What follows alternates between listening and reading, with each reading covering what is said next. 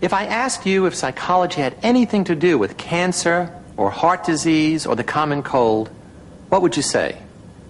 When I was a student, I would have said no. I had grown up in the old school, which held that the body was influenced solely by physical and biological events. The psyche might be important for emotions, for beliefs, but it had little to do with the reality of the body. Today, research is forcing a profound rethinking of the relationship between the activities of the mind and those of the body. There is now a substantial amount of evidence that the human mind influences susceptibility and resistance to disease. As a result, the more traditional biomedical model is being joined by a biopsychosocial model. This new approach involves treating not just the body, but the whole person in his or her social context. Each individual is seen as a human system in which mental and physical processes constantly interact and affect each other. This holistic approach has been used by other cultures for centuries.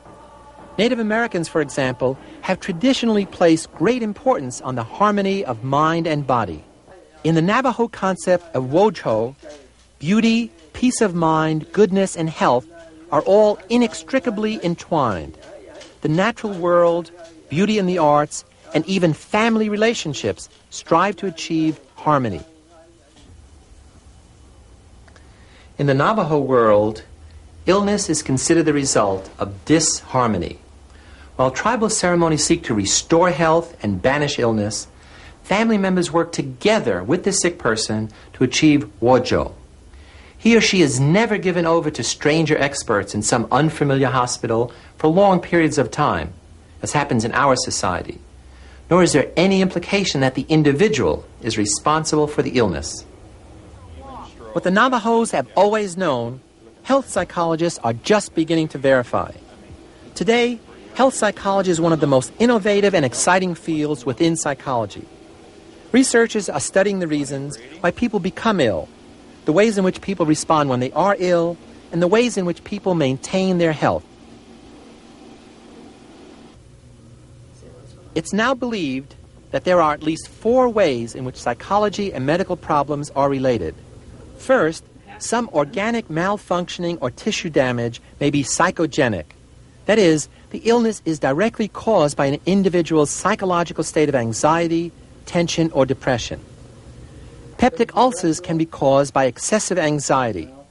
So can hypertension, allergies, and skin disorders, to name just a few. And sometimes I have a headache up above here and in my shoulders.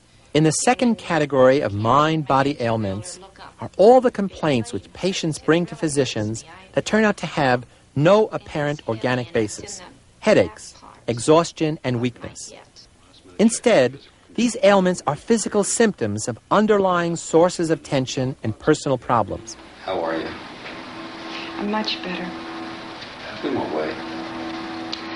Well, I feel that I can eat again, that's one thing. Once the problems are resolved, the symptoms will go away. Third, psychological factors can also work indirectly by weakening or strengthening our resistance to disease. They can affect the impact of disease agents on the body by suppressing or supporting the body's immune system.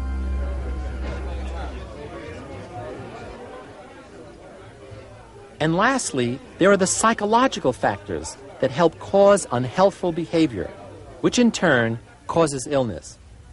Half of all deaths in the U.S. are now attributed to unhealthful behavior patterns, such as smoking. By studying these mind-body relationships, health psychologists like Judith Rodin of Yale University hope to find ways to improve our health and well-being. In pioneering studies with elderly people, Rodin and her colleague Ellen Langer discovered how relatively subtle psychological factors can bring about significant physiological changes. For many years, people believed that there was a kind of inevitable, genetically determined march towards decline that came along with aging. And our research has now shown in a variety of ways and in a variety of studies that people actually may experience some kind of decline with aging, but that it's neither inevitable nor is it the same for every person.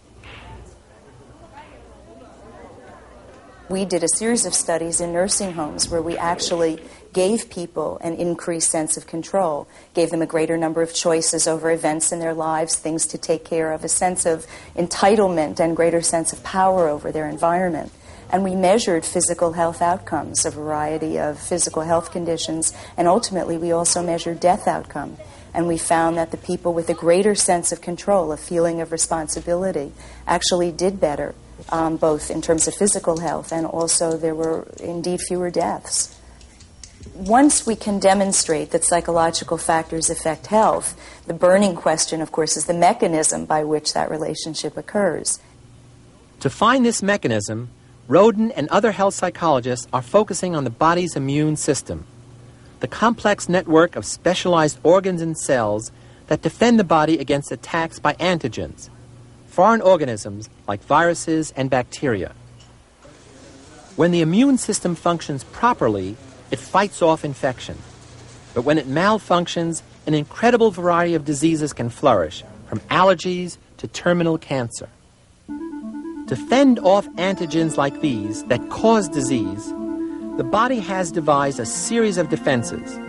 First, there are the body's external defenses, the skin, and the mucous membranes coated with antibodies. If an antigen makes it past them, it still has to contend with white blood cells, T cells, and B cells. How can psychological factors affect such a complex biological system? Through the brain. There's been an explosion in research in basic immunology showing the interconnections between the brain and the immune system. And once it's clear that the brain speaks to the immune system, then the potential for psychological variables affecting immune function is absolutely enormous. There are many ways that the brain can influence the immune system. Two in particular have been well demonstrated. One is that there's actually hardwiring, meaning that there are nerve connections between various regions in the brain and lymphocytes and other organs in the immune system, so that it's quite clear that there could be crosstalk through neural transmission. And the second way is through what we call wet kinds of connections, the endocrine system. And there's now clear evidence that there are receptors for various hormones actually on the lymphocytes in the immune system. So there they are sitting there able to be responsive to changes in neuroendocrine responses.